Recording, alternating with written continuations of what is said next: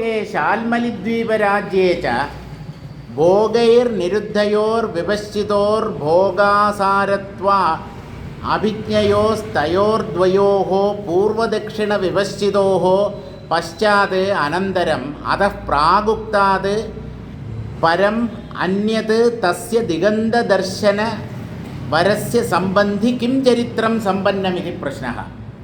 ചന്ദ്രലോകത്തിൽ ഒരാൾ ഇപ്പോഴും കഴിയുന്നു, മറ്റൊരാൾ ശാൽമലി ദ്വീപത്തിൽ പലതരം ഭോഗങ്ങൾ അനുഭവിച്ചുകൊണ്ട് കഴിയുന്നു. ഇപ്പോൾ ഈ ചന്ദ്രലോകത്തെത്തിയവനും ശാൽമലി ദ്വീപത്തിൽ രാജ്യം ഭരിക്കുന്നവനും അവർ രണ്ടുപേരും പലതരം ഭോഗങ്ങൾ അനുഭവിച്ചുകൊണ്ട് വളരെ സൗഖ്യമായി കഴിയുന്നു എന്നങ്ങ് പറഞ്ഞു. പക്ഷേ ഭോഗങ്ങളിൽ ഭ്രമിക്കുന്നവൻ ഒരിക്കലും ആത്മജ്ഞാനം നേടില്ല. അപ്പോൾ അവരുടെ ആ ഭോഗാനുഭവങ്ങളുടെ ഒടുവിൽ അവർക്ക് വേറെന്തെങ്കിലും സംഭവിച്ചുവോ, മറ്റേതെങ്കിലും നൂലാമാലകളിൽ അവർ ചെന്നു പെട്ടോ? ഇതാണ് രാമൻ അറിയാൻ ആഗ്രഹിക്കുന്നത്. പൂർവ്വ ദക്ഷിണ വിപശ്ചിതോ, പൂർവ്വദിക്കിലേക്കും ദക്ഷിണ ദിക്കിലേക്കും പോയ വിപശ്ചിത്തുകൾക്ക് പിന്നീട് എന്ത് സംഭവിച്ചു? അവർ മോക്ഷം നേടിയോ, അല്ലെങ്കിൽ അവർ ഇപ്പോഴും ഈ മായയിൽ തന്നെ കുടുങ്ങിക്കഴിയുകയാണോ? ഇതാണ് രാമൻ അറിയാൻ ആഗ്രഹിക്കുന്നത്. രാമൻ്റെ ചോദ്യം കഴിഞ്ഞു. വസിഷ്ഠ മഹർഷി മറുപടി പറയാൻ തുടങ്ങുകയാണ്. ശ്രീ വസിഷ്ഠ ഉവാച തയോരേകശ്ചിരാഭ്യസ്തവാസനാവിവശീകൃതഃ ഭ്രമൻ ദ്വീപേഷു ദേഹൗഘൈസ്താമേവ പദവീം ഗതഃ. രണ്ടുപേരുടെ കഥ ചോദിച്ചല്ലോ, കിഴക്കോട്ടും തെക്കോട്ടും പോയ വിപശ്ചിത്തുകളുടെ കാര്യം. താം ഉത്തരവിപശ്ചിതഃ പദവീം ബ്രഹ്മാണ്ടാവരണലംഘനേന ശബളേ ബ്രഹ്മണി സംസാരലക്ഷകോടിഷു ഭ്രമണലക്ഷണാമേവ പദവീം ദക്ഷിണോ വിപശ്ചിത് ഗത ഇത്യർത്ഥഃ. തെക്കോട്ട് പോയവൻ്റെ കഥ പറയാം. തെക്കോട്ട് പോയവൻ എന്ത് സംഭവിച്ചു എന്ന് പറഞ്ഞാൽ, വടക്കോട്ട് പോയവൻ്റെ അതേ ഗതി തന്നെ അവനും സംഭവിച്ചു. വടക്കോട്ട് പോയവൻ എന്ത് സംഭവിച്ചു? അയാൾ അനേകം ഭ്രമദൃശ്യങ്ങളിൽ കുടുങ്ങി ഒരു പ്രപഞ്ചത്തിൽ നിന്ന് മറ്റൊരു പ്രപഞ്ചത്തിലേക്ക് ഇങ്ങനെ യാത്ര ചെയ്തുകൊണ്ടിരിക്കുകയാണ്. അതേ അവസ്ഥ തന്നെ ദക്ഷിണ ദിക്കിലേക്ക് പോയ ആൾക്കും സംഭവിച്ചു. ബ്രഹ്മാണ്ട ആവരണ ലംഘനേന, ബ്രഹ്മാണ്ടത്തെ ആവരണം ചെയ്തിരിക്കുന്ന അവിദ്യാ വലയത്തിൽ നിന്ന് മായ കൊണ്ട് പ്രകാശിക്കുന്ന സംസാരരൂപമായ അനുഭവത്തെയാണ് അവർ അനുഭവിച്ചത്. സംസാര ലക്ഷകോടിഷു, ലക്ഷക്കണക്കിന് കോടിക്കണക്കിന് ലോകങ്ങളെ അവർ അനുഭവിച്ചു കൊണ്ടിരുന്നു. അവർ എന്ന് പറഞ്ഞാൽ ദക്ഷിണ വിപശ്ചിത്ത്, തെക്കോട്ട് പോയ ആൾ. അയാൾ വടക്കോട്ട് പോയ അതേ ആളിനെ പോലെ പലതരം ലോകങ്ങളിൽ ഇങ്ങനെ മാറി മാറി സഞ്ചരിച്ചു കൊണ്ടിരുന്നു.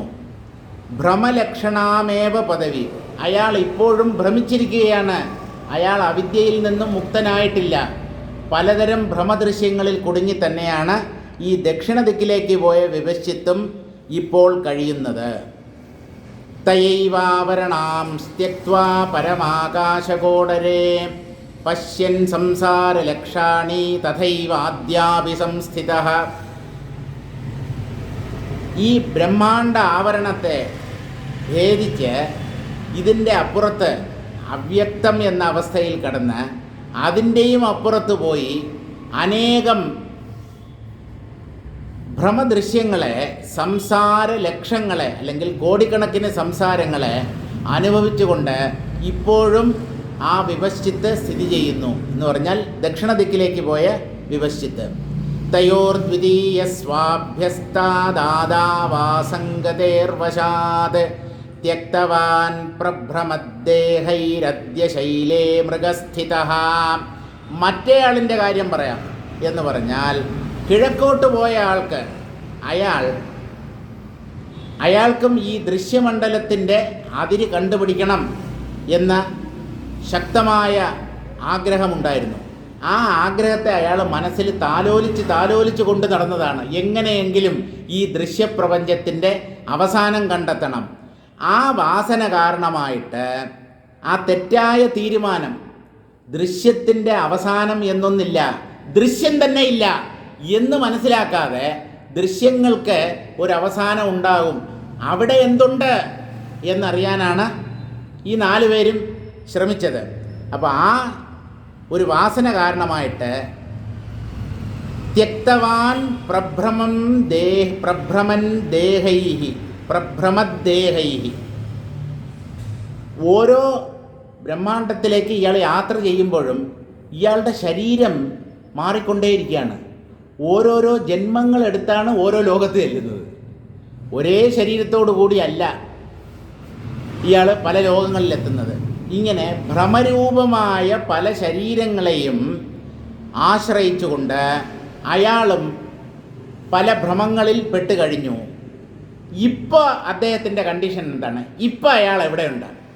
അയാളുടെ ഇപ്പോഴത്തെ അവസ്ഥ, ഇപ്പോൾ അദ്ദേഹം അദ്യശൈലേ മൃഗസ്ഥിത, അദ്ദേഹം ഇപ്പോൾ ഒരു പർവ്വത പ്രദേശത്ത് മാനായി കഴിയുകയാണ്. ആര്? കിഴക്കോട്ട് പോയ ആൾ. ദ്വിതീയ പൂർവ വിപശ്ചിത്. 2 പേരുടെ കാര്യമാണ് രാമൻ അറിയാൻ ശ്രമിച്ചത്. തെക്കോട്ടും കിഴക്കോട്ടും പോയ വ്യക്തികളുടെ. അതിൽ കിഴക്കോട്ട് പോയ ആൾ ഇപ്പോഴും വടക്കോട്ട് പോയവൻ അനുഭവിച്ചതുപോലെ പലതരം ബ്രഹ്മാണ്ടങ്ങളിൽ ഇങ്ങനെ ഭ്രമിച്ചു കഴിയുകയാണ്. കിഴക്കോട്ട് പോയ വിപശ്ചിത്ത് സ്വേന ചന്ദ്രസന്നിധാഭ്യസ്താത് ചന്ദ്രമൃഗസ്നേഹാത്. ചന്ദ്രലോകത്താണല്ലോ ഈ ദക്ഷിണ ദിക്കിലേക്ക് പോയ വിപശ്ചിത്ത് എത്തിയത്. ആ ചന്ദ്രനിൽ ഒരു മാനിൻ്റെ ആകൃതിയിൽ ഒരു അടയാളമുണ്ട്. ചിലർ പറയുന്നത് അത് മുയലാണ് എന്നാണ്.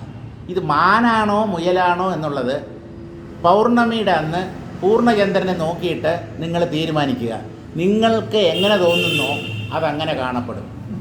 ഒരാംഗിളിൽ നോക്കിയാൽ അത് മുയൽ പോലെ ഇരിക്കും. മാനാണ് എന്നാണല്ലോ പറയുന്നത്. മാനാണോ എന്ന് നോക്കിയാൽ 2 കൊമ്പുകളുള്ള ഒരു മാനിൻ്റെ രൂപം നിങ്ങൾക്ക് ചന്ദ്രബിംബത്തിൽ കാണാൻ പറ്റും. ചന്ദ്രബിംബം നെഞ്ചിലേറ്റും പുള്ളിമാനേ നീ, ഒരു പഴയ പാട്ടില്ലേ? ചന്ദ്രബിംബത്തെ നെഞ്ചിലേറ്റുന്നത് അല്ല, പുള്ളിമാനെ നെഞ്ചിലേറ്റുന്നത് ചന്ദ്രബിംബമാണ്. അപ്പം നമ്മുടെ സങ്കല്പത്തിനനുസരിച്ചിരിക്കും അത് മാനാണോ മുയലാണോ എന്നുള്ളത്. ഇപ്പോൾ ചന്ദ്രലോകത്ത് കഴിഞ്ഞ ആളായതുകൊണ്ട് ആ ചന്ദ്രനിലുള്ള മാനിൻ്റെ രൂപത്തെ ഇയാൾ പല പ്രാവശ്യം ചിന്തിച്ച് അതുമായി സമ്പർക്കപ്പെട്ട് കഴിഞ്ഞതുകൊണ്ട് ചന്ദ്രനിലെത്തിയാൽ ഈ മാനിൻ്റെ രൂപം അവിടെ ഉണ്ടാവുമോ എന്നുള്ള കാര്യം നമുക്ക് ഉറപ്പിക്കാൻ പറ്റില്ല. ഭൂമിയിൽ നിന്ന് നോക്കുമ്പോഴാണ് അങ്ങനെ ഒരു അടയാളം ചന്ദ്രബിംബത്തിൽ കാണുന്നത്. എന്തായാലും ചന്ദ്രനിൽ അങ്ങനെ ഒരു അടയാളമുണ്ട്. ആ ചന്ദ്രനിലുള്ള മാനിൻ്റെ രൂപത്തിൽ ഇദ്ദേഹത്തിന് ഒരു ആസക്തി തോന്നിയതുകൊണ്ട്, ഇതാണ് കുഴപ്പം, മാനിൽ ആസക്തി ഉണ്ടായതുകൊണ്ടാണ് ജഡഭരതൻ മാനായി ജനിച്ചത്. മാനായി ജനിച്ചതിന് ശേഷമുള്ള ജന്മമാണ് വാസ്തവത്തിൽ ജഡഭരതൻ. ജഡഭരതനായി ജനിക്കുന്നതിന് മുമ്പ് ഭരത ചക്രവർത്തിയായിരിക്കുമ്പോൾ സർവസംഘ പരിത്യാഗിയായി എല്ലാം ഉപേക്ഷിച്ച് ഒരു കാട്ടിൽ വന്ന് ഈശ്വരധ്യാനത്തിലും പൂജയിലും മറ്റുമൊക്കെയായി സമയം ചെലവഴിക്കുമ്പോഴാണ് മാനിൽ മനസ്സ് കുടുങ്ങിയത്.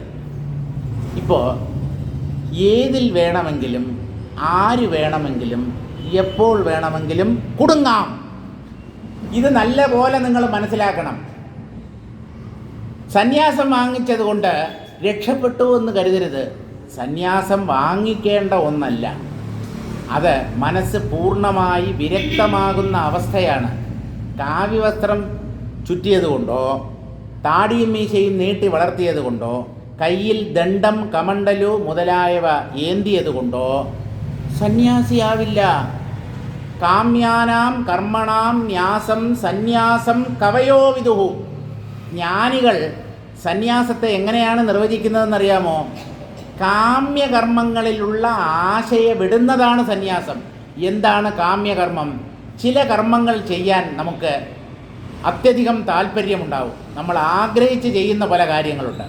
അങ്ങനെ നമ്മൾ ആഗ്രഹിച്ച് ചെയ്യുന്ന കാര്യങ്ങളിൽ സംഘത്തെ ഉപേക്ഷിക്കുന്നതാണ് യഥാർത്ഥ സന്യാസം കാമ്യകർമ്മങ്ങളിലുള്ള ആസക്തിയെ ഉപേക്ഷിക്കുന്നത്.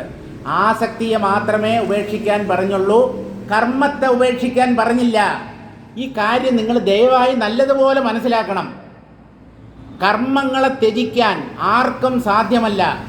നഹി കശ്ചിത് ക്ഷണമപി ജാതുതിഷ്ഠത്യകർമ്മകൃത് കാര്യതേ ഹ്യവശഃ കർമ്മ സർവ പ്രകൃതിജൈർ ഗുണൈഹി.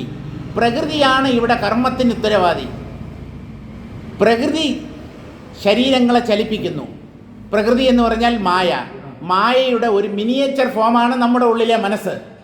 അപ്പോൾ ഈ മനസ്സും ശരീരവും തമ്മിലുള്ള ഒരു കോർഡിനേഷൻ, ഒരു സഹകരണമാണ് ഈ കർമ്മം എന്ന് പറയുന്നത്. അത് പ്രാരബ്ധത്തിനനുസരിച്ച് സംഭവിച്ചു കൊണ്ടേയിരിക്കും. പക്ഷേ പ്രകൃതി ചെയ്യുന്ന കാര്യങ്ങളിൽ ഞാൻ ചെയ്യുന്നു എന്ന് കരുതുന്നതാണ് അജ്ഞത. അതാണ് അവിദ്യ എന്ന് പറയുന്നത്. ഞാൻ ചെയ്യാത്ത കാര്യങ്ങളിൽ ഞാൻ ചെയ്യുന്നു എന്നുള്ള ധാരണ. ഞാൻ ചെയ്യാത്ത കാര്യങ്ങളിൽ പോലും ഞാൻ ചെയ്യുന്നു എന്നുള്ള ധാരണ പലർക്കും ഉണ്ട്. അപ്പോഴോ ഞാനാണ് അവനെ നന്നാക്കിയത്. അത് ശരി. അല്ലെങ്കിൽ അയാൾ ഇല്ലാതായി പോകുമായിരുന്നല്ലേ, നിങ്ങളാണ് അദ്ദേഹത്തെ നന്നാക്കിയത്. അവന് നന്നാകാനുള്ള ഒരു തലവിധി ഉണ്ടായിരുന്നു, അവൻ നന്നായി. ഇങ്ങനെ നമ്മൾ ചെയ്യാത്ത കാര്യങ്ങളിൽ പോലും നാം ചെയ്തു എന്നുള്ള ഒരു അഭിമാനം നമുക്കുണ്ട്. അപ്പോൾ പിന്നെ നമ്മുടെ ശരീരചലനങ്ങളിൽ ആ അഭിമാനം എങ്ങനെ ഇല്ലാതിരിക്കും? അപ്പോൾ പ്രകൃതിയാണ് കർമ്മങ്ങൾക്ക് ഉത്തരവാദി, ജീവനല്ല. ജീവൻ്റെ ഉള്ളിലുള്ള വാസനകൾ പ്രകടമാകുന്നതാണ് കർമ്മം എന്ന് പറയുന്നത്. അപ്പോൾ ഈ മൃഗത്തോടുള്ള സ്നേഹം കൊണ്ട്, മാനിനോടുള്ള സ്നേഹം കൊണ്ട് ആസംഗസ്യ വശാത് ആ മാനിൽ മനസ്സ് പറ്റിപ്പിടിച്ചു. ആ മാൻ കൊള്ളാം, ഈ മാൻ ശരിക്കുള്ള മാനല്ല, ആ മാനിൻ്റെ അടയാളം.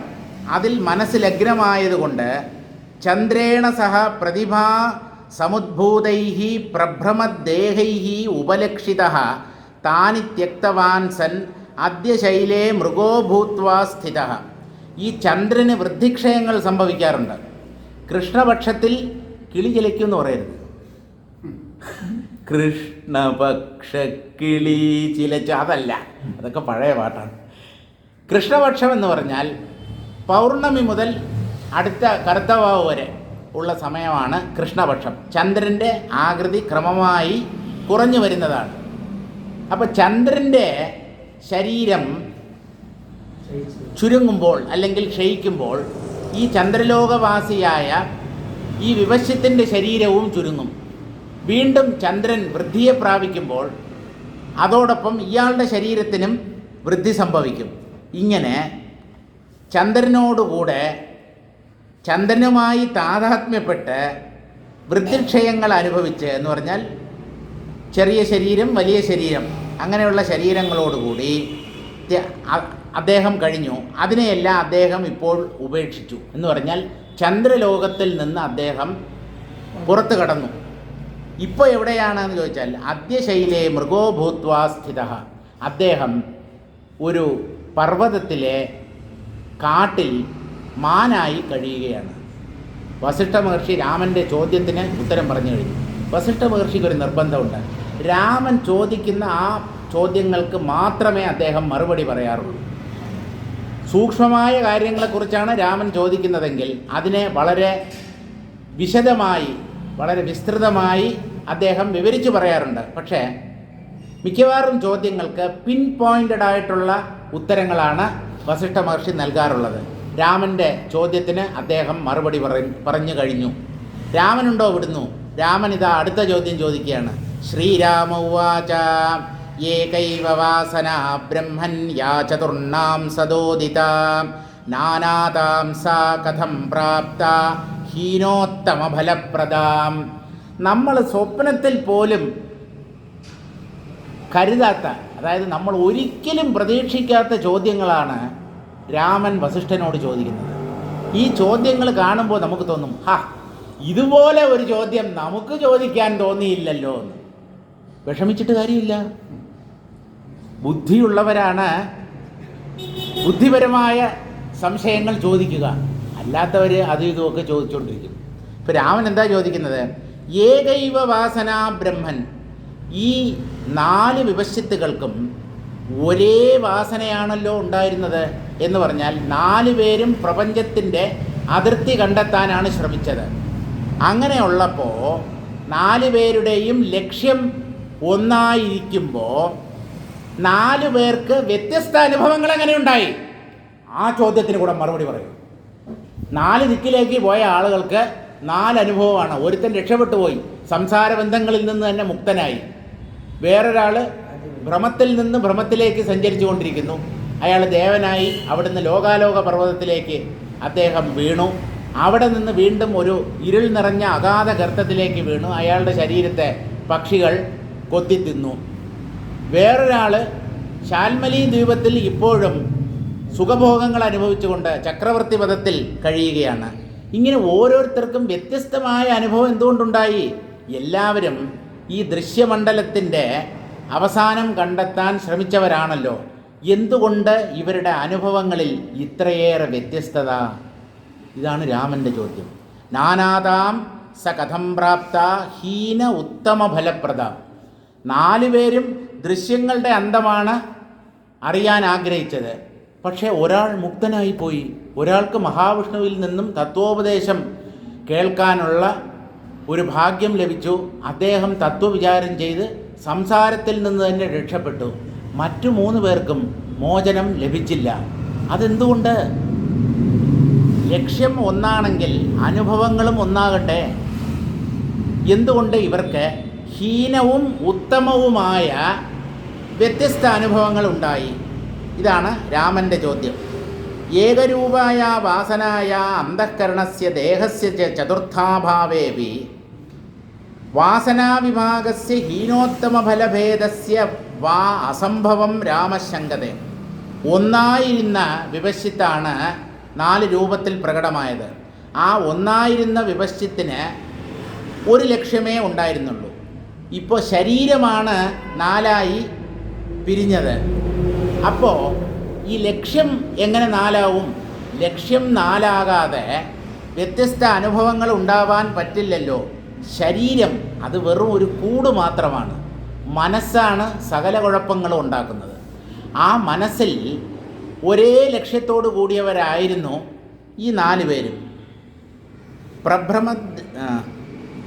വാസനാവിഭാഗസ്യ ശരീരം 4ആണെങ്കിലും 4ആയി മാറിയാലും വാസന ഒന്നായതുകൊണ്ട് എല്ലാവർക്കും ഒരേ അനുഭവമല്ലേ ഉണ്ടാവേണ്ടത്. പക്ഷേ പലരും വ്യത്യസ്തങ്ങളായ അനുഭവങ്ങളിലൂടെ കടന്നുപോയി. ഇത് സാധ്യമല്ലല്ലോ എന്ന സംശയമാണ് രാമൻ ഉന്നയിക്കുന്നത്. ഈ ചോദ്യത്തിന് മറുപടി പറയാൻ തുടങ്ങുന്നു വസിഷ്ഠ മഹർഷി. ശ്രീ വസിഷ്ഠ ഉവാച സ്വഭ്യസ്താവാസനാജന്തോർദേശകാലക്രിയാവശാത് തനുദാർഢ്യാന്യതാമേതി ഘനദാർഢ്യൈതി നാന്യതാം. രാമ, വാസനകൾ ശക്തങ്ങളാണെങ്കിലും വാസനകൾക്ക് അപാരമായ ശക്തിയുണ്ടെങ്കിലും ദേശകാലക്രിയാവശാത്, ദേശം കാലം കർമ്മം ഇവയ്ക്കനുസരിച്ച് അവ ശോഷിക്കുകയോ ദൃഢമാവുകയോ ചെയ്യാം. അതായത് ഒരാളുടെ ഉള്ളിലെ വാസനകൾ ചില സമയത്ത് ശോഷിച്ചിരിക്കും, ചില സമയത്ത് അവയ്ക്ക് ദൃഢതയേറും. തനുദാർഢ്യാന്യതാമേതി ഘനദാർഢ്യൈതി നാന്യതാം. ഇങ്ങനെ വാസനകളിൽ ഏറ്റക്കുറച്ചിലുകൾ സംഭവിക്കാം. അതിൽ ഏറ്റവും ഘനീഭവിച്ച വാസനയാണ് ഒരാൾ അനുഭവിക്കുന്നത്. അതിശക്തമായ വാസനകളെ ആദ്യം അനുഭവിക്കും. ശക്തി കുറഞ്ഞ വാസനകൾ അല്ലെങ്കിൽ അത്ര ശക്തിയില്ലാത്ത ആഗ്രഹങ്ങൾ അത് പിന്നീട് മാത്രമേ അനുഭവിക്കപ്പെടുകയുള്ളൂ. ഏതിലാണ് നിങ്ങൾ പിടിമുറുക്കിയിരിക്കുന്നത്? അതിശക്തമായ ആഗ്രഹം, അതിശക്തമായ വാസനയുടെ ഫലമാണ് അതിശക്തമായ ആഗ്രഹം. ആ ആഗ്രഹമായിരിക്കും ആദ്യം സഫലമാകുന്നത്. ആ അനുഭവത്തെ തുടർന്നാണ് നിങ്ങൾ ശിഥിലങ്ങളായ അല്ലെങ്കിൽ ദുർബലങ്ങളായ വാസനകളെ അനുഭവിക്കുക, അതായത് ആ ആഗ്രഹങ്ങളെ പൂർത്തീകരിക്കുക. തത്ര ആദ്യ പ്രശ്നസ്യോത്തരമാഹ. രാമൻ്റെ 2 ചോദ്യം ഉണ്ടായിരുന്നു. ഒരേ വാസന ഈ 4 പേരിൽ എങ്ങനെയാണ് 4ആയി മാറിയത്? ഒരാൾക്ക് ഉത്തമമായ മോക്ഷമെന്നുള്ള ഫലം സിദ്ധിച്ചു, മറ്റു 3 പേർക്ക് ആ ഒരു ഭാഗ്യം ലഭിച്ചില്ല. ഇതിന് എന്താണ് കാരണം? ഇതിൽ ആദ്യത്തെ ചോദ്യം, അതായത് ഒന്നായ വാസന എങ്ങനെ 4ആയി വിഭജിച്ചു? ആദ്യം ഉണ്ടായിരുന്ന വിഭജിത്തിൻ്റെ മനസ്സിലുണ്ടായ വാസനയാണ് ആ വിഭജിത്ത് 4 രൂപത്തിൽ പ്രകടമായപ്പോഴും ഉണ്ടായത്. പക്ഷേ ആ 1 4ആയി മാറിയപ്പോഴും ഒരു വിഭജിത്തിൻ്റെ ഉള്ളിൽ ചില വാസന ശക്തമായിരുന്നു, മറ്റുള്ളവരുടെ മറ്റ് വിഭജിത്തുകളുടെ ഉള്ളിൽ ആ വാസന അല്പം ശക്തി കുറഞ്ഞതായിരുന്നു. ഈ വാസനകൾ പലതരം അനുഭവങ്ങൾക്കും കാരണമാകും. അതുകൊണ്ട് എല്ലാവരുടെയും ലക്ഷ്യം ഒന്നായിരുന്നിട്ട് കൂടി അനുഭവങ്ങൾ വ്യത്യസ്തങ്ങളായിത്തീർന്നു. ശരീരം 4ആയി വിഭജിക്കപ്പെട്ടപ്പോഴും വാസനാ വിഭാഗസ്യ ഹീനോത്തമ ഫലഭേദസ്യ, വാസനകളിൽ അതിശക്തമായവയുണ്ട്, ദുർബലങ്ങളായവയുണ്ട്. അത് കാരണമായിട്ട് ഇവർക്ക് വ്യത്യസ്തമായ അനുഭവങ്ങൾ ഉണ്ടായി. സ്വഭ്യസ്ഥ വാസനാജന്തോർ ദേശകാലക്രിയാവശാത് തനുദാർഢ്യാന്യതാമേതി ഘനദാർഢ്യൈതി നാന്യതാം. ഘനീഭവിച്ച വാസനകൾ അതാവും ആദ്യം അനുഭവത്തിൽ വരിക. തനുദാർഢ്യ എന്ന് പറഞ്ഞാൽ ശക്തി കുറഞ്ഞവ, ദൃഢത കുറഞ്ഞ വാസനകൾ, കോമളങ്ങളായ വാസനകൾ, ദുർബലങ്ങളായ വാസനകൾ, അത് അവസാനമേ സഫലമാവുകയുള്ളൂ. അതുകൊണ്ടാണ് ഈ മോക്ഷത്തിന് വേണ്ടി ശ്രമിക്കുന്ന പലരും ഓരോരുത്തരും ഓരോ സമയത്ത് മോക്ഷം നേടുന്നതിന് എന്താ കാരണം? ചിലരുടെ ഉള്ളിൽ തീവ്രമായ മോക്ഷേച്ഛയുണ്ട്. അവർ ആദ്യം മുക്തരാകും. മോക്ഷമല്ല, അവിടെ ഇരി, ഞങ്ങൾ കുറേ സുഖമൊക്കെ അനുഭവിക്കട്ടെ, പതുക്കെ മതി, അങ്ങനെ വിചാരിക്കുന്നവർ, മോക്ഷത്തിനെ ഒരു വശത്തേക്ക് ഒതുക്കി നിർത്തുന്നവർ, സൈഡ് ലൈൻ ചെയ്യുന്നവർ, അവർക്ക് കുറേ ജന്മങ്ങളുടെ ഒടുവിൽ മാത്രമേ മോക്ഷം സിദ്ധിക്കുകയുള്ളൂ. ഈ മോക്ഷമാണ് എൻ്റെ ജീവിത ലക്ഷ്യം, ഇതല്ലാതെ എനിക്കൊന്നും വേണ്ട എന്ന് ദൃഢനിശ്ചയത്തോടുകൂടി അതിനുവേണ്ടി പ്രയത്നിക്കുന്നവർ ആദ്യം മുക്തരായിത്തീരും.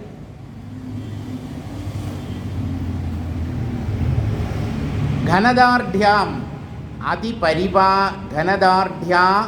അതിപരിഭാഗ ദൃഢീഭൂത.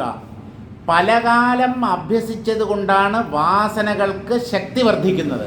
ഈ വാസന എന്ന് പറയുന്നത് തന്നെ ഒരേ കാര്യത്തെ വീണ്ടും വീണ്ടും ചെയ്യുകയോ ചിന്തിക്കുകയോ അനുഭവിക്കുകയോ ചെയ്ത് നമ്മൾ സ്വയം ഉണ്ടാക്കുന്നതാണ്. മുൻപിൻ ആലോചിക്കാതെ, വരും വരായികകൾ ചിന്തിക്കാതെ, അനന്തരഫലം എന്താണെന്ന് അല്പം പോലും ആലോചിക്കാതെ അന്ധമായി എന്തിനെയെങ്കിലും ആവർത്തിച്ച് ചിന്തിക്കുകയോ ചെയ്യുകയോ അനുഭവിക്കുകയോ ചെയ്താൽ അത് അയാളുടെ ഉള്ളിൽ വാസനയായി സഞ്ചയിക്കും. അത് എന്തു തന്നെയായാലും. നമ്മുടെ ഇവിടെ വരുന്ന ശർമാജിയുണ്ട്. ശർമാജി ബാലകൃഷ്ണൻ നായർ സാറിൻ്റെ കൂടെ പാലക്കാടോ മറ്റോ പോകുമ്പോൾ രാവിലെ എഴുന്നേറ്റ് സന്ധ്യാവന്തനം ചെയ്യും. സാർ ഇങ്ങനെ നോക്കിക്കൊണ്ടിരിക്കും. നടക്കട്ടെ, എന്തിനാണ്? ആത്മാവിനെ കിട്ടാനാണ്. തത്വവിചാരത്തിനുള്ള ഒരു തയ്യാറെടുപ്പാണ് സന്ധ്യാവന്തനം മുതലായ വൈദിക കർമ്മങ്ങൾ. അത് മോശമെന്ന് കരുതണ്ട, പക്ഷേ തത്വവിചാരത്തിനും കൂടെ നമ്മൾ മുൻതൂക്കം നൽകണം. സന്ധ്യാവന്തനമൊക്കെ ഇങ്ങനെ ചെയ്യുന്നത് നോക്കിക്കൊണ്ടിരുന്നു. എല്ലാം തീർന്നപ്പോൾ സാറ് ചോദിച്ചു, നിങ്ങൾ ഈ ചെയ്തത് എന്താണ് എന്ന് ചോദിച്ചു. അപ്പോൾ ഇതാണ് സന്ധ്യാവന്തനം. ഞങ്ങൾ ബ്രാഹ്മണർ 3 നേരം സന്ധ്യാവന്തനം ചെയ്യും, രാവിലെ, ഉച്ചയ്ക്ക്, സന്ധ്യാസമയത്ത്. 3ൻ്റെയും പേര് സന്ധ്യാവന്തനം എന്ന് തന്നെയാണ്. പക്ഷേ ഉച്ചയ്ക്ക് ചെയ്യുന്ന സന്ധ്യാവന്തനത്തിന് മാധ്യാഹ്നികം എന്ന് പറയും. മധ്യാഹ്നം എന്ന് പറഞ്ഞാൽ ഉച്ചയാണല്ലോ. അതും സന്ധ്യാവന്തനത്തിന് അതും ഒരു സന്ധി തന്നെയാണ്. പൂർവാഹ്നവും അപരാഹ്നവും കൂടെ ചേരുന്ന ആ സന്ധി എന്ന് പറഞ്ഞാൽ ജംഗ്ഷൻ, ചേരൽ, കൂടിച്ചേരുന്ന സ്ഥലം. അപ്പോൾ എല്ലാം കണ്ടിട്ട് ചോദിച്ചു ഇതെന്താണ്. അപ്പോൾ ശർമാജി പറഞ്ഞു ഇത് ഞങ്ങൾ 3 നേരം അനുഷ്ഠിക്കുന്ന ഒരു വൈദിക കർമ്മമാണ്, സന്ധ്യാവന്ദനമാണ്. സാറ് പറഞ്ഞു വളരെ നല്ലത്, പക്ഷേ സന്ധ്യാവന്ദനം വാസനയാകാതെ സൂക്ഷിച്ചോളണം. സാറ് തമാശിച്ചതായിരിക്കുമെന്ന് നിങ്ങൾ കരുതരുത്. സാർ ഒരിക്കലും തമാശയില്ല, വളരെ ഗൗരവത്തോടു കൂടി ജീവിച്ച ഒരാളാണ് സാർ. വളരെ സീരിയസ് ആണ്. സാറിന് ഈ തമാശ ആസ്വദിക്കുന്ന സ്വഭാവം ഉണ്ടെങ്കിലും വളരെ സബ്റ്റിലായിട്ടുള്ള തമാശകൾ പറയുന്ന വ്യക്തിയാണെങ്കിലും സാറ് ഒരു തമാശക്കാരനല്ലായിരുന്നു. കൂടെ കൂടെ എന്തെങ്കിലും വിടുവായിത്തരം വിളിച്ചു പറഞ്ഞ് ആളുകളെ രസിപ്പിക്കുന്ന ഒരു സ്വഭാവം സാറിനില്ലായിരുന്നു. അപ്പോൾ സാർ ഈ പറഞ്ഞതിൻ്റെ പൊരുൾ എന്താണ്? സന്ധ്യാവന്ദനം നല്ലത് തന്നെ, പക്ഷേ അത് വാസനയായി മാറാതെ സൂക്ഷിച്ചോളണം. എന്തുകൊണ്ടങ്ങനെ പറഞ്ഞു? വാസന എന്താണെന്ന് ശാസ്ത്രങ്ങളിൽ പറഞ്ഞിട്ടുള്ളതിനെ സാറ് നല്ലതുപോലെ മനസ്സിലാക്കിയിരുന്നു. ദൃഢഭാവനയായദഭ്യസ്തം തെക്തപൂർവാപരേക്ഷണം ആദാനം യത് പദാർത്ഥസ്യ വാസനാസാ പ്രകീർത്തിത. അന്ധമായി, അതായത് എന്തിനു വേണ്ടി ഞാനിത് ചെയ്യുന്നു എന്ന് അല്പം പോലും ചിന്തിക്കാതെ എനിക്കിത് ചെയ്യണം എന്ന് ഒരു പിടിവാദത്തോടു കൂടി ഒരു കർമ്മത്തെ ഒരാൾ പലകാലം ചെയ്തുകൊണ്ടിരുന്നാൽ ആ കർമ്മം അയാൾക്ക് ബന്ധകാരണമായി തീരും. സന്ധ്യാവന്ദനം ചെയ്ത് തൃപ്തി വരാത്ത ഒരാൾ മരിക്കാൻ കിടക്കുന്നു എന്ന് വിചാരിക്കുക. അങ്ങേക്ക് എന്തെങ്കിലും ഇനി ആഗ്രഹമുണ്ടോ? അല്ല, സന്ധ്യാവന്ദനവും ഗായത്രിയും ഒക്കെ സന്ധ്യാവന്ദനം ചെയ്തും ഗായത്രി ജപിച്ചും എനിക്ക് തൃപ്തി വന്നിട്ടില്ല. തൃപ്തി വന്നിട്ടില്ലേ? എന്നാൽ ഇനിയും വരൂ. ഇതൊക്കെ ചെയ്യാൻ വേണ്ടി ഇനിയും വരൂ. ഇനിയും വരൂ എന്ന് പറഞ്ഞാൽ പുനർജനിക്കൂ. അല്ലാതെ വേറെന്താ മാർഗം? മരിക്കുന്നതിന് മുമ്പ് എനിക്കൊന്നും ചെയ്യാനില്ല എന്ന തൃപ്തിയോടുകൂടി വേണം ഓരോരുത്തരുടെയും ശരീരത്തിൽ നിന്ന് പ്രാണൻ പിരിയേണ്ടത്. ആഗ്രഹങ്ങൾ അകന്ന ഒരാളുടെ പ്രാണൻ പുറത്തു കിടക്കില്ല. അത് ഉള്ളിൽ തന്നെ അധിഷ്ഠാനമായ ആത്മസത്തയിൽ വിലയം പ്രാപിക്കുകയാണ് ചെയ്യുന്നത്. പ്രാണസ്പന്ദനം നിലയ്ക്കുകയാണ് ചെയ്യുന്നത്. ജ്ഞാനികളുടെ പ്രാണൻ നവദ്വാരങ്ങളിൽ ഏതിലെങ്കിലും ഒന്നിലൂടെ പുറത്തു പോവുകയല്ല ചെയ്യുന്നത്. നതസ്യ പ്രാണാ ഉത്ക്രാമന്തി. ജ്ഞാനിയുടെ പഞ്ചപ്രാണന്മാർ ഏതെങ്കിലും ദ്വാരത്തിലൂടെ പുറത്തു കടക്കുകയല്ല ചെയ്യുന്നത്. പ്രാണസ്പന്ദനം ഉള്ളിൽ ഒടുങ്ങുകയാണ് ചെയ്യുന്നത്. പ്രാണസ്പന്ദനം ഉള്ളിൽ ഒടുങ്ങിയാൽ പുനർജന്മം സാധ്യമല്ല. എന്തുകൊണ്ട്? ഈ പ്രാണൻ സൂക്ഷ്മ ശരീരത്തിൻ്റെ ഒരു ഭാഗമാണ്. മനസ്സ്, ഇന്ദ്രിയങ്ങളുടെ സൂക്ഷ്മമായ അംശങ്ങൾ, പ്രാണൻ, ഇതെല്ലാം കൂടെ ചേർന്നതാണ് സൂക്ഷ്മ ശരീരം. ഈ സൂക്ഷ്മ ശരീരം പുറത്ത് കടന്നാലാണ് പുനർജന്മം സംഭവിക്കുക. ഇത് ശരീരത്തിൽ നിന്ന് പുറത്തു പോകുന്നില്ല. സൂക്ഷ്മ ശരീരം അതിൻ്റെ അധിഷ്ഠാനമായ കാരണശരീരം അഥവാ അവിദ്യ നശിപ്പിക്കപ്പെട്ടതുകൊണ്ട് ഈ സൂക്ഷ്മ ശരീരം നഷ്ടമാകുന്നു. സൂക്ഷ്മ ശരീരം നഷ്ടമായി കഴിഞ്ഞാൽ പിന്നെ ജനിക്കാനാളില്ല. പിന്നെ എന്താണ് ജനിക്കുക? സൂക്ഷ്മ ശരീരത്തിലാണ് ഈ ഞാൻ എന്നുള്ള ജീവഭാവം. ആ ഞാൻ കള്ളമാണ്, അല്ലെങ്കിൽ ആ ഞാൻ യഥാർത്ഥത്തിൽ ബ്രഹ്മത്തിൻ്റെ തന്നെ ഒരു പ്രകടനമാണ് എന്ന് ഉറപ്പ് വന്ന ഒരു വ്യക്തിയുടെ പ്രാണൻ ശരീരത്തിൽ നിന്ന് പുറത്തു കിടക്കില്ല. അത് ഉള്ളിൽ തന്നെ ഒടുങ്ങും. അപ്പോൾ നമ്മൾ എന്ത് ചെയ്താലും, അത് മന്ത്രജപമോ വേദപാരായണമോ ഈശ്വര ആരാധനയോ തീർത്ഥാടനമോ എന്ത് തന്നെയായാലും കുറേ കാലം അത് ചെയ്യുമ്പോൾ അത് ചെയ്യാതിരിക്കാൻ പറ്റില്ല എന്ന ഒരു സ്ഥിതി ഉണ്ടാവുകയാണെങ്കിൽ നിങ്ങൾ വാസനാബദ്ധനായി തീർന്നു എന്ന് ഉറപ്പിച്ചോളൂ. എപ്പോൾ വേണമെങ്കിലും വിടാം. ഞാനിപ്പോൾ ചെയ്തുകൊണ്ടിരിക്കുന്നു, ശരി തന്നെ, ഇത് വിടണോ? ഇതാ വിട്ടിരിക്കുന്നു. അല്ല, അത് ചെയ്യാതിരുന്നാൽ എൻ്റെ മനസ്സ് വല്ലാതെ അസ്വസ്ഥമാകും. ചെയ്തു കഴിഞ്ഞാൽ എന്തെന്നില്ലാത്ത ഒരു തൃപ്തി. ഇത് വാസന കൊണ്ടുണ്ടാകുന്ന തൃപ്തിയാണ്. കർമ്മം ചെയ്ത് തൃപ്തി നേടാൻ സാധ്യമല്ല. കർമ്മം ചലനമാണ്. ചലനം അസ്വസ്ഥതയെ മാത്രമേ ജനിപ്പിക്കുകയുള്ളൂ. കർമ്മം ചെയ്ത് ജീവിതധന്യത നേടിയവർ ആരുമില്ല, നേടാനൊക്കില്ല.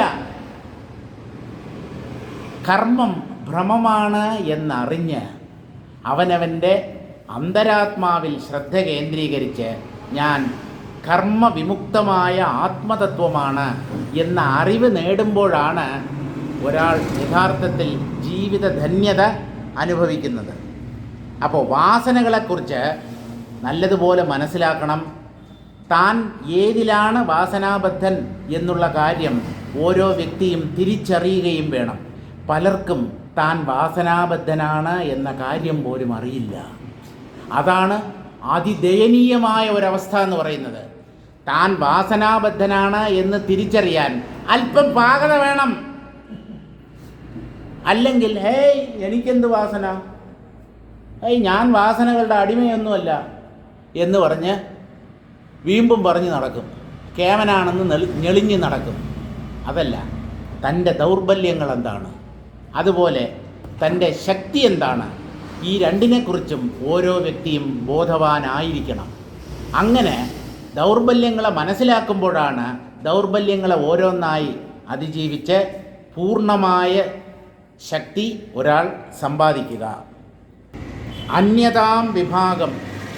ഈ വാസനകൾ പല വിഭാഗങ്ങളായി വേർതിരിയാം. ലക്ഷ്യം ഒന്നാണെങ്കിലും വാസനകൾ പലതരത്തിൽ പ്രകടമാകാം. അതിൽ ചിലവ അതിശക്തങ്ങളായിരിക്കും, മറ്റ് ചിലവ താരതമ്യേന ദുർബലങ്ങളായിരിക്കും. അതിശക്തമായ വാസനകൾ ആദ്യം പ്രകടമാകും. അതായത് അങ്ങനെയുള്ള അനുഭവങ്ങൾ, ആ ശക്തമായ വാസനകൾ കൊണ്ട് ഉണ്ടാകുന്ന അനുഭവങ്ങൾ ആദ്യം സംഭവിക്കും. ദേശകാലക്രിയാദ്യേതദേകദാ വാസനൈകതഃ തയോർയദേവ ബലവത് തദേവ ജയതി ക്ഷണാത്.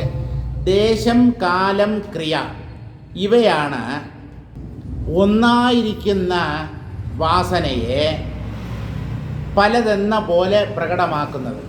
അതായത് അതിശക്തമായ വാസനകൾ അനുകൂലമായ ചുറ്റുപാടുണ്ടാകുമ്പോൾ അവ പുറത്തു വരും. ദുർബലങ്ങളായ വാസനകൾ ആ ശക്തമായ വാസനകളുടെ പുറകിൽ ഒളിഞ്ഞിരിക്കും. ബലവാനാണ് ആദ്യം മുന്നോട്ട് വരിക, അവനാണ് ലീഡർ. ആ വാസനകൾക്കാണ് ശക്തി കൂടുതൽ, അതാദ്യം പ്രകടമാകും. അല്ലെങ്കിൽ അങ്ങനെയുള്ള ആഗ്രഹങ്ങൾ ആദ്യം സഫലമാകും. താരതമ്യേന ദുർബലങ്ങളായ ആഗ്രഹങ്ങൾ പിന്നീട് മാത്രമേ സഫലമാവുകയുള്ളൂ. തയോർ യദേവ ബലവത്. വാസനകൾ ഇങ്ങനെ പല വിഭാഗങ്ങളായി തിരിയുന്നതിന് വിരോധമില്ല.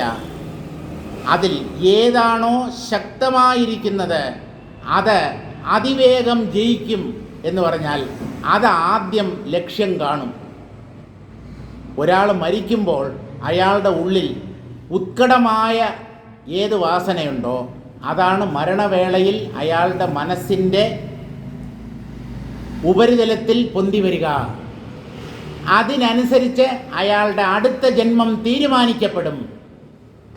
ഇപ്പോൾ ഏത് വാസന അല്ലെങ്കിൽ ഏത് ആഗ്രഹമാണ് ഒരാൾ മരിക്കുമ്പോൾ അയാളുടെ മനസ്സിൻ്റെ ഉപരിതലത്തിൽ പൊന്തി വരിക എന്ന് ചോദിച്ചാൽ, ഏത് വാസനയ്ക്ക് ശക്തി കൂടുതലോ അത് മനസ്സിൻ്റെ ഉപരിതലത്തിലെത്തും. അതിനനുസരിച്ച് അയാളുടെ അടുത്ത ജന്മം സംഭവിക്കുകയും ചെയ്യും. നിങ്ങൾക്ക് മോക്ഷമാണ് നേടേണ്ടത് എന്നുള്ള ആഗ്രഹം, മോക്ഷമാണ് ഞാൻ നേടേണ്ടത്, ആ മോക്ഷേച്ഛയാണ് അതിശക്തമായിട്ടുള്ളതെങ്കിൽ ആ ആഗ്രഹം മരണവേളയിൽ പൊന്തി വരും. അപ്പോൾ മോക്ഷം നേടാൻ ഉതകുന്ന അതിനനുകൂലമായ ഒരു ജന്മം നിങ്ങളെടുക്കും. അങ്ങനെയുള്ള ഒരു ചുറ്റുപാടിൽ നിങ്ങൾ ജനിക്കും, അല്ലെങ്കിൽ വേറെ എവിടെയെങ്കിലും ചെന്ന് ജനിക്കും. ആ അവസാനത്തെ ആഗ്രഹമാണ് അടുത്ത ജന്മത്തെ തീരുമാനിക്കുന്നത്. അവസാനത്തെ ആഗ്രഹത്തെ ഏത് തീരുമാനിക്കും എന്ന് ചോദിച്ചാൽ, അതിശക്തമായ വാസന ഏതിലാണോ നമ്മുടെ മനസ്സ് പിടിമുറുക്കിയിട്ടുള്ളത് ആ ആഗ്രഹമായിരിക്കും അവസാന സമയത്ത് മരണവേളയിൽ പൊന്തി വരിക. പേരക്കുട്ടികളോടാണ് ഒരാൾക്ക് അമിതമായ ആഗ്രഹമെങ്കിൽ പേരക്കുട്ടികളെയും വിചാരിച്ചുകൊണ്ട് മരിക്കും. അതേ ജന്മത്തിൽ അതേ വീട്ടിൽ മറ്റൊരു രൂപത്തിൽ അയാൾ പ്രകടമാകും, അല്ലെങ്കിൽ പുനർജനിക്കും. ഇങ്ങനെയാണ് അപ്പൂപ്പനാണ് പേരക്കുട്ടിയായി ജനിക്കുന്നത്, അമ്മൂമ്മയാണ് മകൻ്റെ മകളായി ജനിക്കുന്നത് എന്നൊക്കെ നമ്മൾ പറയാറില്ലേ. അതുകൊണ്ടാണല്ലോ ഈ അപ്പൂപ്പൻ്റെ പേര് തന്നെ പേരക്കുട്ടിക്കും വെക്കുക. ഇതെന്തുകൊണ്ടെന്ന് ചോദിച്ചു കഴിഞ്ഞാൽ ഈ ബന്ധം, സ്വന്തം ബന്ധങ്ങളിലാണ് മനുഷ്യ മനസ്സ് കുടുങ്ങിപ്പോകുന്നത്. വസ്തുക്കളിലും കുടുങ്ങിപ്പോകാറുണ്ട്.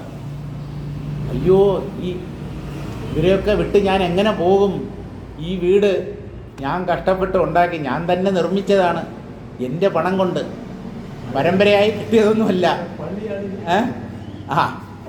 അത് പരമ്പര, അതായത് തറവാട്ടിൻ്റെ സ്ഥാനത്ത് ചിലപ്പോൾ പള്ളിയായിരിക്കും ഇപ്പോൾ പ്രത്യക്ഷപ്പെടുക. കാരണം വേറെ ആരെങ്കിലുമൊക്കെ ആയിരിക്കും വാങ്ങിച്ചിരിക്കുക. ഇപ്പോൾ അത് കാണാൻ വേണ്ടി ഞങ്ങളൊരു യാത്ര പോയി കായംകുളത്ത്. വേറൊരാവശ്യത്തിനാണ് പോയത്. അവിടെ പോയ അമ്മയുടെ തറവാടൊന്ന് കാണാമെന്ന് ചോദിച്ചു. അവിടെ പോയപ്പോഴുണ്ട് ഒരു മുസ്ലിം പള്ളി. അതിൻ്റെ അപ്പുറം ഗംഭീരമായി അവരൊരു വലിയ സ്കൂളൊക്കെ കെട്ടി, കുറേ സ്കൂൾ ബസ്സുമൊക്കെ അവിടെ നിർത്തിയിട്ടിരിക്കുകയാണ്. തറവാടിൻ്റെ പൊടി പോലുമില്ല കണ്ടുപിടിക്കാൻ. പിന്നെ അവിടെ അടുത്തുണ്ടായിരുന്ന ഒരാളോട് ചോദിച്ച് മനസ്സിലാക്കിയാണ്, ഇവിടെ ഇങ്ങനെ പണ്ടൊരു സ്വാമിയുടെ മഠം ഉണ്ടായിരുന്നു, ഏക്കർ കണക്കിന്. അതൊക്കെ ഒരു മുസ്ലിം വാങ്ങിച്ചു, അയാൾ മറ്റൊരു മുസ്ലിമിന് വിറ്റു. അവരാണ് അവിടെ പള്ളി നിർമ്മിച്ചത്. ഒരു യത്തീം ഖാന, അതൊക്കെ ഒരു അനാഥാലയമൊക്കെ അവരവിടെ നടത്തുന്നുണ്ട്. ഇപ്പം നമ്മൾ പോയപ്പോൾ ആ സ്ഥലം തന്നെ നമുക്ക് തിരിച്ചറിയാൻ കഴിഞ്ഞില്ല. അപ്പോൾ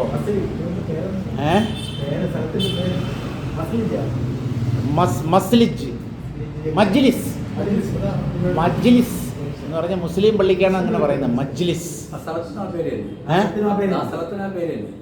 പിന്നെ അവിടുത്തെ പ്രധാന സ്ട്രക്ചർ പള്ളി ആയതുകൊണ്ട് ആ പേര് തന്നെ അവർ കൊടുത്തു.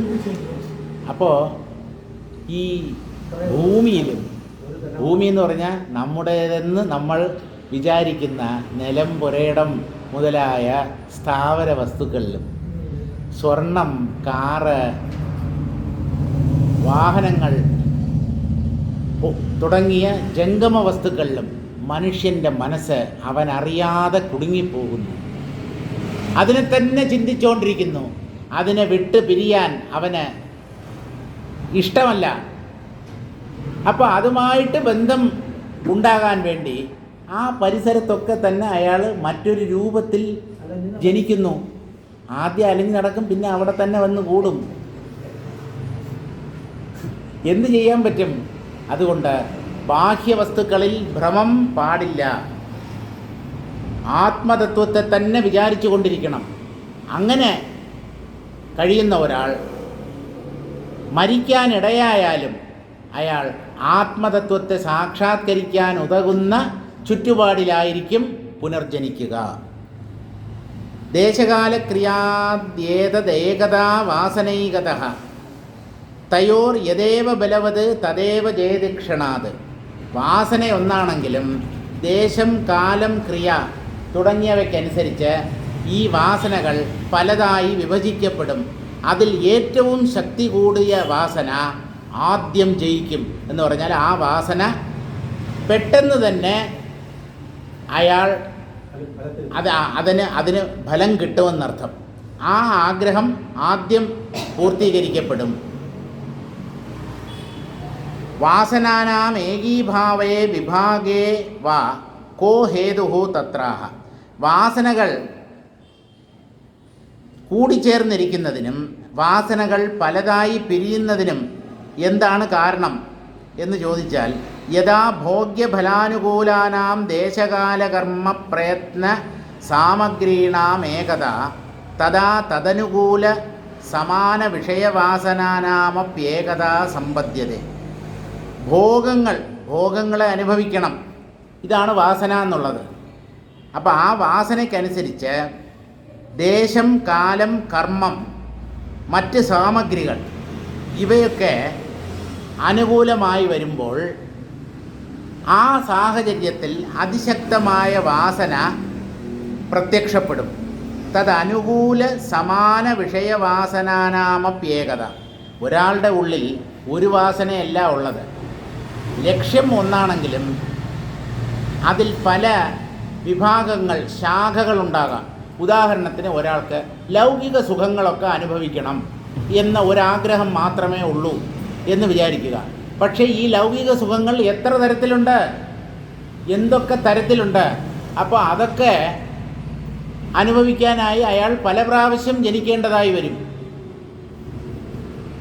നോൺ വെജിറ്റേറിയൻ ഫുഡിൽ അമിതമായ താത്പര്യമുള്ള ഒരാൾ അടുത്ത ജന്മം പുലിയോ കടുവയോ സിംഹമോ ആയി ജനിച്ചേ പറ്റൂ. കാരണം പച്ചയായിട്ട് തന്നെ കഴിക്കാം.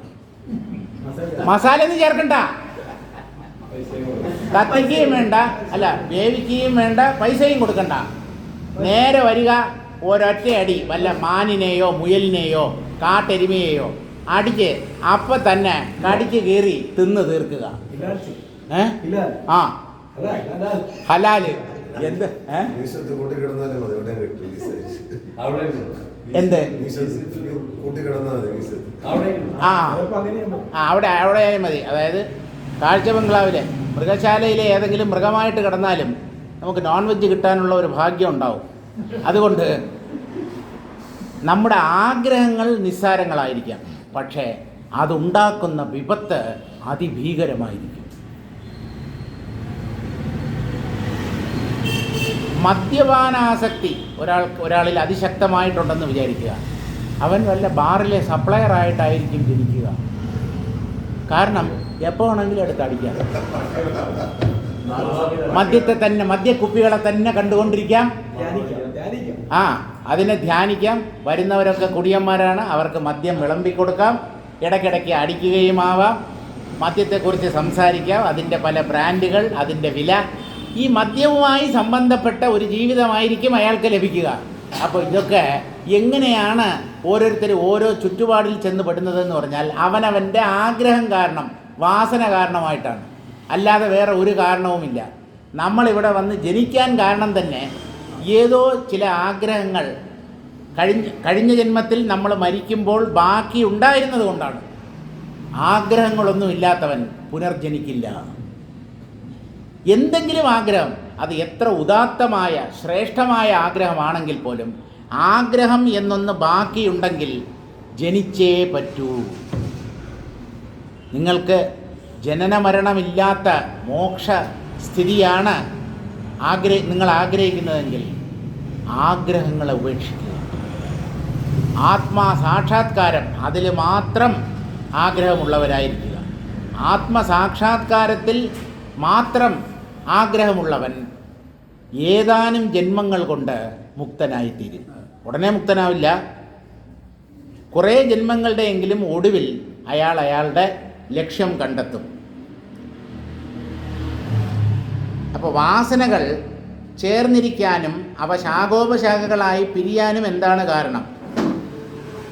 ഭോഗ്യവസ്തുക്കൾ അനുകൂലമാകുമ്പോൾ എന്ന് പറഞ്ഞാൽ ദേശം, കാലം, കർമ്മം, നമ്മുടെ പ്രയത്നം, പരിശ്രമം, ഇതെല്ലാം ഒത്തുചേരുമ്പോൾ അനുസരിച്ചുള്ള വിഷയവാസനകൾ പൂർത്തീകരിക്കപ്പെടും. യഥാതു ഭേദഃ തഥാ വിഭാഗഃ. പല ആഗ്രഹങ്ങൾ, അതായത് കൊച്ചു കൊച്ചാഗ്രഹങ്ങൾ പലതുണ്ടെങ്കിൽ ആ സമയത്ത് ആ വാസനകൾ പലതായി വിഭജിക്കപ്പെടുന്നു. പക്ഷേ അതിലെ ഓരോ വാസനയെയും പൂർത്തീകരിക്കാൻ ഓരോ ജന്മം എടുക്കേണ്ടതായി വന്നേക്കാം. സദാതു സമാനദേശകാല ക്രിയാഫല കാചിത് വാസന തദ് ഭിന്നദേശകാലക്രിയാഫല ചാപരാവാസന ദ്വേ ഉദ്ഭൂതേ തഥാ തയോർമധ്യേ യദേവ ബലവത് തദേവ ജയതി. ഒരേ ദേശത്തിലും ഒരേ കാലത്തിലും ഒരേ കർമ്മ കാരണമായിട്ട് രൂപപ്പെട്ട വാസന അത് പൊന്തുന്നു. അതുപോലെ മറ്റൊരു ദേശത്തിൽ മറ്റൊരു കാലത്തിൽ മറ്റൊരു കർമ്മഫലം കാരണമായി രൂപാന്തരപ്പെട്ട വേറൊരു വാസനയും അതേ സമയത്ത് പൊന്തുന്നുണ്ടെങ്കിൽ, രണ്ട് വാസനകൾ ഒരേ സമയത്ത് പൊന്തിയാൽ തഥാ അപ്പോൾ തയോർ മധ്യേ ആ രണ്ട് വാസനകളിൽ യദേവ ബലവത് ഏതിനാണോ ശക്തി കൂടുതൽ തദേവ ജയതി അതായിരിക്കും ജയിക്കുക.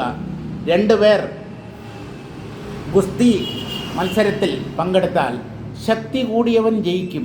എവിടെയും അങ്ങനെയാണ്. ലോകത്തിൽ ശക്തി കൂടിയവൻ അല്ലെങ്കിൽ ബലവാൻ ദുർബലനെ കീഴ്പ്പെടുത്തും. എവിടെയും ഇതാണ് നിയമം. രാഷ്ട്രീയത്തിലായാലും സമൂഹത്തിലായാലും കുടുംബങ്ങളിലാണെങ്കിലും ചില സ്ഥലങ്ങളിൽ അനിയൻ വലിയ ദേഷ്യക്കാരനായിരിക്കും, അവൻ ചേട്ടനെ അടക്കിക്കളയും. നിമിട്ടായിരിക്കണം, കാരണം അവനാണ് ശക്തി കൂടുതൽ. അവ ഉച്ചത്തിൽ സംസാരിച്ചു കഴിഞ്ഞാൽ ചേട്ടൻ്റെ വാക്കുകൾക്ക് വിലയുണ്ടാവില്ല. അതുകൊണ്ടെന്താ, നമ്മളെന്തിനാ വെറുതെ സംസാരിച്ച് നാണം കെടുന്നത് എന്ന് വിചാരിച്ച് പല ചേട്ടന്മാരും മിണ്ടാതിരിക്കും. അപ്പോൾ എല്ലായിടത്തും ജ്യേഷ്ഠനാണ് ആധിപത്യം എന്നൊരിക്കലും വിചാരിക്കരുത്. ശക്തി, വീറും വാശിയും ആർക്കാണോ കൂടുതൽ അവൻ ജയിക്കും. അത് ഒരു ലോക നിയമമാണ്. അപ്പോൾ ശക്തി കൂടിയ വാസന ജയിക്കും, അത് ആദ്യം സഫലമാകുമെന്നർത്ഥം. ബലവത്താച്ച ഫലാനുമേയേതി ഭാവ. ഏതിനാണ് ശക്തി കൂടുതൽ എന്നുള്ളത് നമ്മളെങ്ങനെ അറിയുമെന്ന് ചോദിച്ചാൽ, ഏതിനാണോ ആദ്യം ഫലം കിട്ടുന്നത്, ഏത് വാസനയാണോ ആദ്യം സഫലമാകുന്നത്, ആ വാസനയ്ക്ക് ശക്തി കൂടുതലായിരുന്നു എന്ന് നമ്മൾ മനസ്സിലാക്കണം. അല്ലാതെ രണ്ട് വാസനകൾ നമ്മുടെ മനസ്സിൽ പൊന്തുമ്പോൾ അതിൽ ഏതിനാണ് ശക്തി കൂടുതൽ എന്ന് നമുക്ക് തീരുമാനിക്കാൻ പറ്റില്ല. ആ രണ്ട് വാസനകളിൽ ഏതാണോ ആദ്യം സഫലമാകുന്നത്, ആ വാസനയ്ക്കായിരുന്നു ശക്തി കൂടുതൽ എന്ന് ആ ഫലം അനുഭവിച്ചതിന് ശേഷം നമ്മൾ മനസ്സിലാക്കും. ഇങ്ങനെയാണ് വാസനകളുടെ കളി. നമുക്കിവിടെ നിർത്താം. തുടർന്നുള്ള ശ്ലോകങ്ങൾ നമുക്ക് നാളെ വായിക്കാം.